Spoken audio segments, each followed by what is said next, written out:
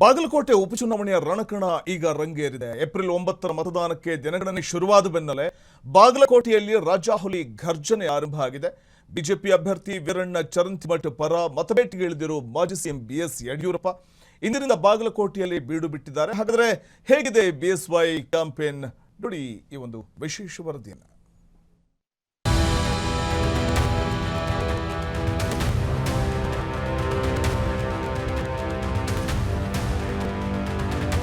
ಬಾಗಲಕೋಟೆ ಉಪಚುನಾವಣೆ ರಣಕಣ ಈಗ ರಂಗೇರಿದೆ. ಏಪ್ರಿಲ್ 9ರ ಮತದಾನಕ್ಕೆ ದಿನಗಣನೆ ಶುರುವಾದ ಬೆನ್ನಲ್ಲೇ ಬಾಗಲಕೋಟೆಯಲ್ಲಿ ರಾಜಾಹುಲಿ ಘರ್ಜನೆ ಆರಂಭವಾಗಿದೆ. ಬಿಜೆಪಿ ಅಭ್ಯರ್ಥಿ ವೀರಣ್ಣ ಚರಂತಿಮಠ ಪರ ಮತಬೇಟೆಗೆ ಇಳಿದಿರುವ ಮಾಜಿ ಸಿಎಂ ಬಿಎಸ್ ಯಡಿಯೂರಪ್ಪ ಇಂದಿನಿಂದ ಬಾಗಲಕೋಟೆಯಲ್ಲಿ ಬೀಡು ಬಿಟ್ಟಿದ್ದಾರೆ. ಸತತ 2 ದಿನಗಳ ಕಾಲ ಬಿಎಸ್ವೈ ಜಿಲ್ಲೆಯಲ್ಲಿ ವಾಸ್ತವ್ಯ ಹೂಡಿ ಅಬ್ಬರದ ಪ್ರಚಾರ ನಡೆಸಲಿದ್ದಾರೆ. ಇಂದು ರಾಂಪುರ ಮತ್ತು ಕಮಟಗಿ ಪಟ್ಟಣಗಳಲ್ಲಿ ಬೃಹತ್ ರೋಡ್ ಶೋ ನಡೆಸಿರುವ ಯಡಿಯೂರಪ್ಪ ಚರಂತಿಮಠ ಪರವಾಗಿ ಕಮಲ ಕಹಳೆ ಊದಿದ್ದಾರೆ.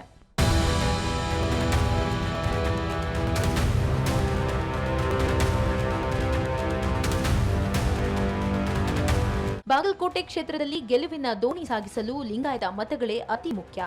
ಕ್ಷೇತ್ರದಲ್ಲಿರುವ ಅಂದಾಜು 80,000 ಅಖಂಡ ಲಿಂಗಾಯತ ಮತಗಳನ್ನು ಸೆಳೆಯುವುದೇ ಬಿಎಸ್ವೈ ಅವರ ಮಾಸ್ಟರ್ ಪ್ಲಾನ್. ಈ ಮತ ಬ್ಯಾಂಕ್ ಅಬಾಧಿತವಾಗಿ ಕಮಲಪಾಳ್ಯಕ್ಕೆ ಬೀಳುವಂತೆ ಮಾಡಲು ಯಡಿಯೂರಪ್ಪ ರಣತಂತ್ರ ರೂಪಿಸಿದ್ದಾರೆ.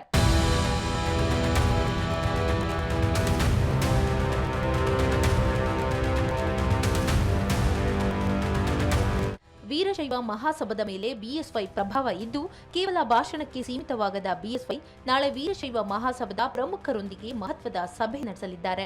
ಸಮುದಾಯದ ಮುಖಂಡರ ಮನವೊಲಿಸಿ ಮತಗಳ ಧ್ರುವೀಕರಣ ಮಾಡುವ ಜವಾಬ್ದಾರಿಯನ್ನ ತಾವೇ ಹೆಗಲಿಗೆ ಹೊತ್ತುಕೊಂಡಿದ್ದಾರೆ.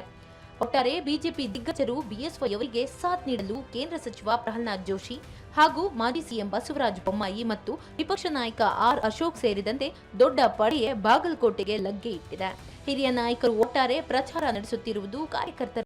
ಕ್ಷಣದ ಸುದ್ದಿಗಳಿಗಾಗಿ ಫ್ರೀಡಂ ಟಿವಿ ಸಬ್ಸ್ಕ್ರೈಬ್ ಮಾಡಿ, ಲೈಕ್ ಮಾಡಿ ಹಾಗೂ ಫಾಲೋ ಮಾಡಿ. ಹೊಸ ಸುದ್ದಿಗಳ ನೋಟಿಫಿಕೇಶನ್ಗಾಗಿ ಬೆಲ್ ಐಕಾನ್ ಮೇಲೆ ಕ್ಲಿಕ್ ಮಾಡಿ.